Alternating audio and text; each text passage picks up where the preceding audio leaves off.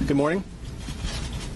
We're here today to announce 3 separate cases highlighting the ongoing threat posed by Chinese economic espionage and research theft in the United States. First, the arrest today of a Harvard University professor for lying about his participation in a Chinese foreign recruitment program. Second, this morning we have unsealed a separate indictment of a Chinese national working as a scientific researcher at Boston University who failed to mention on her visa application that she is also a lieutenant with the People's Liberation Army. Finally, this office has indicted another Chinese national for trying to smuggle vials of biological material out of the United States to China and lying about it to federal investigators. That defendant, whose entry to the United States had been sponsored by Harvard University, was a cancer researcher at a lab at the Beth Israel Deaconess Medical Center.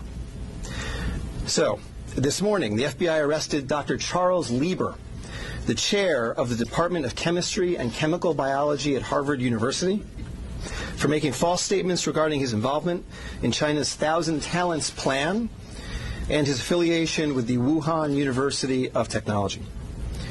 The complaint alleges that Dr. Lieber signed a contract with the Chinese university in Wuhan and was paid up to $50,000 per month, plus up to $158,000 in living expenses, and awarded more than $1.5 million to set up a research lab at the Chinese school and work there on researching nanotechnology.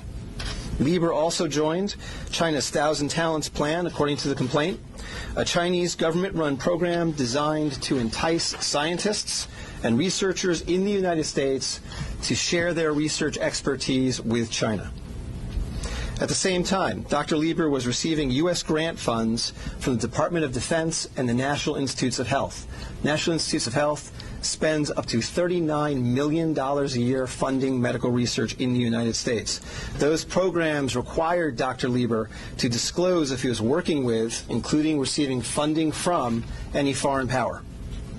When questioned, Lieber hid his involvement with the Chinese entities, including specifically disavowing any connection to China's Thousand Talents Plan. Meanwhile, based on the complaint, it appears that China paid Lieber hundreds of thousands of dollars over the years for